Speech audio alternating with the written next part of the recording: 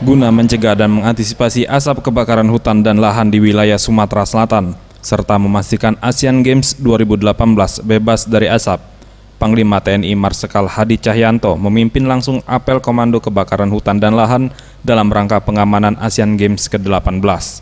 Dalam apel ini juga turut hadir Gubernur Sumsel Alex Nurdin, Kapolri, serta beberapa unsur elemen terkait lainnya.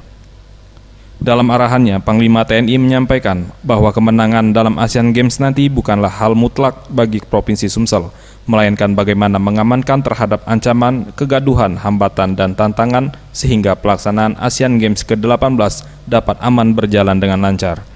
Usai melakukan apel Komando Kebakaran Hutan dan Lahan, Panglima TNI Marsikal Hadi Cahyanto mengatakan pihaknya bersama Polri, BPBD, serta elemen terkait lainnya akan terus melakukan upaya pencegahan, seperti melakukan konsep pembasahan lahan gambut dengan teknologi modifikasi cuaca, serta memonitor gambut agar tetap basah, serta operasi darat yang dilakukan di 55 desa yang berpotensi terjadinya kebakaran dan asap. Sudah kita lakukan mulai tanggal 30, ya, dan hasilnya sudah ada, sudah 2 kali hujan. Dan kalau kita lihat sekarang awan, ya, awan seperti ini adalah awan-awan yang bisa disemai. Bisa kita semai dengan NaCl dan kita harapkan segera dia menjadi hujan.